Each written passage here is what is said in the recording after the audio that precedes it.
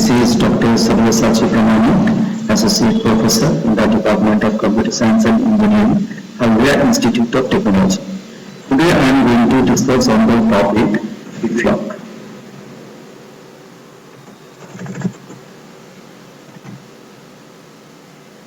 So,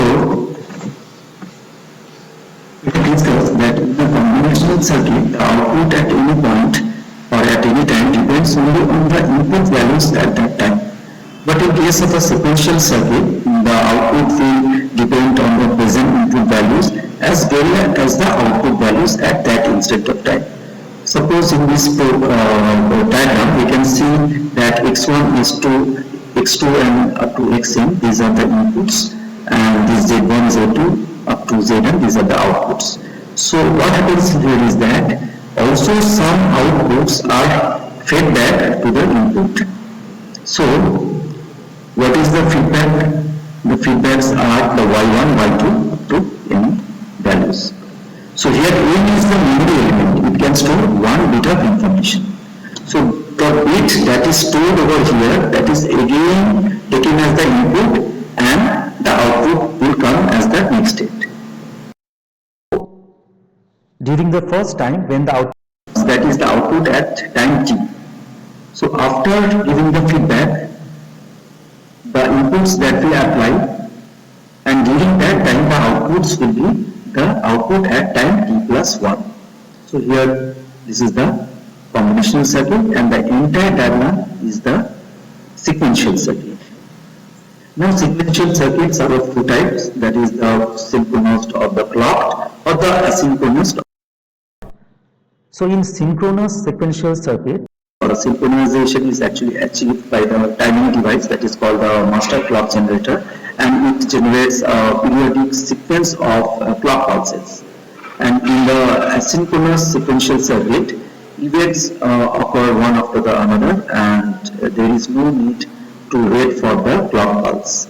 So generally we can tell or conclude that asynchronous circuits are actually faster than the synchronous sequential circuits.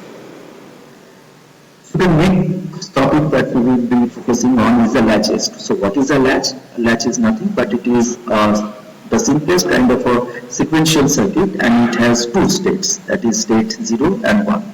So it is capable of storing 1 bit of information, that is logic 0 or logic 1. So why it is called latch? Because it can store 1 bit of information and it can be locked. So here in the diagram we can see that this is the basic latch and it is actually the cross coupled inverter. Two inverters are present over here, the inputs x1 and x2, and the outputs are actually q and q bar. Here the outputs will always be the complement of each other. We can see that output, and obviously the other output will be the q bar or the complement. Next is the SR latch. So this is the block diagram of the SR latch. So here two inputs are there, that is the S and the R. S stands for set, R stands for reset, and the outputs are Q and Q bar, which are complement to each other. So the diagram for the NOT based SR flip-flop is shown over here. Now the truth table of the SR latch. So when the S and R inputs are 0, then there is no change. Means if the present state is Qn, the next state will also be Qn. Now when the S value is 0 and R value is 1, the output is actually reset. Means whatever value of the present state is, it will always be changed to 1, and this 1 is actually the Q output, not the Q bar. Now when the S and R inputs are 1 and 0 respectively, then the output will be 1 and 0. And when the inputs are 1 and 1, that is the two inputs are 1 and 1, so it is forbidden. Forbidden means we cannot use this state, because during this case what happens is that both the outputs are same, but this is in contrast or contradicting the definition of the latch, that the outputs should be complement to each other. This is the pictorial representation of the NAND based SR latch. Previously we had in the last slide we had shown the NOR based SR latch, and this is actually the NAND based SR latch. Now let's go for the PSNS table for the SR latch. So what is PSNS table? It is actually the present state next state table for the SR latch. So here we can see when the present state is 0 0, from the truth table also we had told that the output will actually be no change. So the present state is 0, so the next state is also 0. When the values of S and R are 0 1 respectively, then also no change. Sorry, then it is reset. So reset means already it was 0, so the next state will also be 0. When the S and R values are 1 and 0 respectively, then it is set. Set means the output will change to 1. So here we can see from 0 it goes to 1. And when the inputs are 1 and 1, so it means that it is forbidden state. So forbidden states we have given the don't care condition over here, because we will not take these into account. Similarly, when the present states are all 1, so here 0 0 means no change, so 1 will remain intact to 1. 0 1 means reset, so output is 0. 1 0 means set, so the output is 1. And 1 1 means forbidden, so again the don't care condition. Now the application or the excitation table. So from here also we can deduce the application table. So when it is 0 0, the values of S and R are 0 dy, because for the first two cases we can see that Qn is 0 and Qn plus 1 is also 0. So AC is 0 over here for the two cases, first two rows AC is 0. So AC is 0, but for the first two rows R changes its value, that is 0 and 1. So we have given the D over here. Okay. Next is when the values of Qn and Qn plus 1 is 0 and 1. So what are the two cases? This is the case. So if this is the case, so the values of S and R is 1 0. So we can say that the values of S and R is 1 and 0. When it is 1 and 0, so let's check when it is 1 and 0. So this is the case. So when it is 1 and 0, obviously the S and R inputs are 0 and 1. So this S and R is 0 and 1. And when both the present state and next state are 1, then obviously, so here it is the present state is 1 and here is the present state and next state is 1. So for these two, 0, but here it is 1. So as 0 changes to 1, so we can give the don't care condition over here. And here it is also 0 and here is also 0. So simply the 0. Next is we are trying to deduce the next state map for the SR latch. That is, we want to find an expression that will show or give the equation for the next state.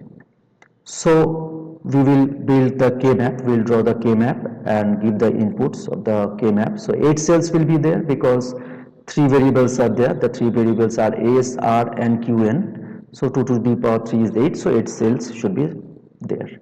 So when we plot the AS, R and Qn values from this application table, then we get this plot and we actually go for the combination of the K map. So here there is one pair and here also there is a pair. So if we combine these two or if we find the expressions, so for this case what will be there? So for this combination, the column involved is this one and the rows involved is this one. So the column is actually S R bar plus R bar Qn. This R bar Qn is for this pair. So finally we have deduced the next state expression for the SR latch, and it is the value of S plus Qn into R bar.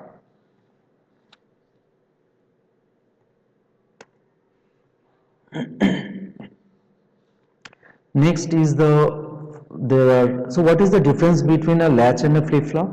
So basically flip-flop is addition of a clock pulse or the clock generator to the latch and it becomes the flip-flop. So four types of flip-flops are there, that is the SR flip-flop, the JK flip-flop, the D flip-flop and the T flip-flop. So let's start with the SR flip-flop. This is the simplest of the flip-flop. S stands for S and R stands for S stands for set, R stands for reset. So we have connected the clock over here, the clock pulse, and this is the NOR based SR flip-flop. The two inputs are S and R and the two outputs are Q and Q bar. So this is the characteristic table of the SR flip-flop. So we can say that when the inputs are both 0, the output will be no change. When the inputs are, this is similar to the SR latch. So how it is explained with the help of the waveform? So we can see over here, suppose this is the S input, this is the R input, this is the clock generator. Okay, and this is the output of the flip-flop or the SR flip-flop. So we will check for only the rising edge of the clock. So here you can see at the point A, this is the rising edge. Also point C, E, G, I and K are the rising edge of the clock generator or the clock pulse. So we will check only during these points. So at point A, we can see that the value of S and R are both 0. So when the value of S and R are both 0, there is actually no change. So initially the pulse was 0. So here also it is 0. So it's continuing, isn't it? So let's check at the point C. Here the values are S is equal to 1, R is equal to 0. So S is equal to 1, R is equal to 0 means it will be reset. So when it is reset, it is set. So obviously there will be a 1 pulse. So this is the pulse 1 or logic level 1. So next we will check at the point T. So here it is actually 0 and 1. So 0 and 1 means it is reset. So 0, 1 means reset means the output changes to 0. Again we will check at the point G. So what is happening over here? S is 1, R is 0. So it will be set. So we can see the pulse goes high. It is continuing. Let's check at the point I. So here is actually 1 and 0. 1 and 0 means it will be set. So already it is set. So there will be no change. Again we check over here at the point K. So this is 1, this is 0. So this is also set. So this will keep on continuing. Next, let's discuss about the D flip-flop. So D flip-flop actually it indicates the delay flip-flop. Only one input is there and two outputs are there. The outputs are Q and Q bar, isn't it? And what we are doing over here is that we are connecting one AND gate between the two inputs of the SR flip-flop. So this, OR gate, NOT gate, not the AND gate, NOT gate. So here we are connecting the NOT gate between the two inputs of the SR flip-flop, and this single input is termed as D, where D stands for delay. So this is the logic symbol or the symbolic diagram for the D flip-flop. Only one input is there, one clock, and two outputs, that is the QQ bar. Now, why this flip-flop is called the delay flip-flop? Simply because when the input is 0, the output will be 0. When the input is 1, the output is 1. Means this input will be the output only after a certain delay of time. And then the delay will be there when the clock pulse is applied. When the clock pulse is both 1, only then we can see the delay output or get the delay output. But when the clock pulse is 0, there is no change. So let's go for the PS-NS table for the D flip-flops. So here you can see 0, present state is suppose 0, or D input is 0, output is 0. Here it is 1, next state is 1. Here input is 0, output is 0. So this is just the delay.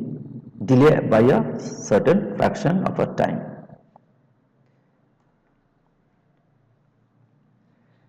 Next, go for the application of the excitation table for the D flip-flop. So here simply the same table that we had discussed in the earlier slide.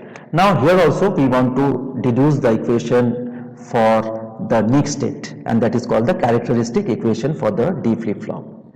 So here there are two variables. Obviously there will be four cells, that is 2 to the power 2 cells when we want to plot for the K-map and find the output expression for the next state.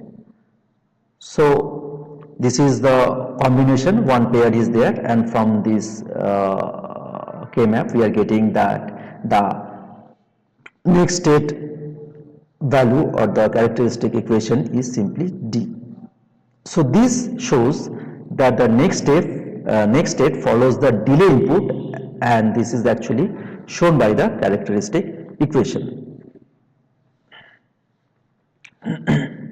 Next is the JK flip-flop. So this JK flip-flop has similar characteristics to the SR flip-flop.